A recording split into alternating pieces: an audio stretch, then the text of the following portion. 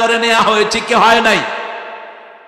আলেমরা কি দোষ করেছিল? কেন হামজাকে 3 বছর জেলখানায় থাকতে হলো? কেন আল্লামা সাইদি 13 বছর এই টেবিলের মতো একটা জায়গায় শুইতে হলো? সব জবাব কার কাছে? তবে নিকাশ নিবেন কে?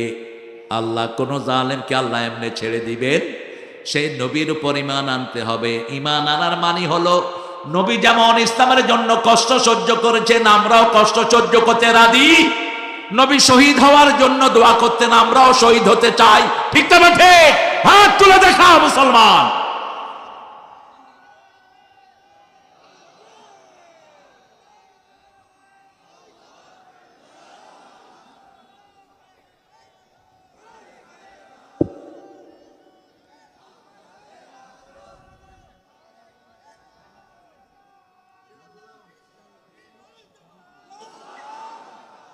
না, সাতক্ষীরার শক্তি নাই।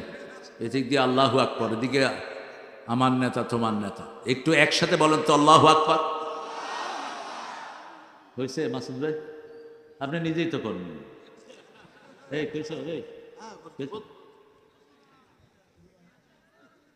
সবাই বলেন আল্লাহু আকবার।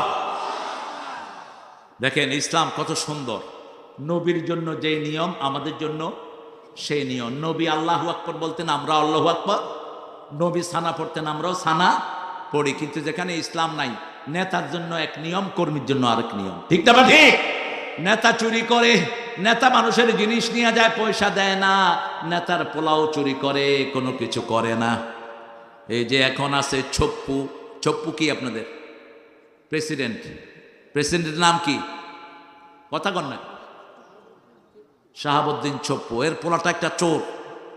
এর পোলার ট্রাঙ্কের ভিতরে কোটি কোটি টাকা পাওয়া গেছে। ধরো না কেন? ধরো না কেন? কোত্থেকে এরা টাকা মারে? ওনার কাজের ছেলে 400 কোটি টাকার মালিক।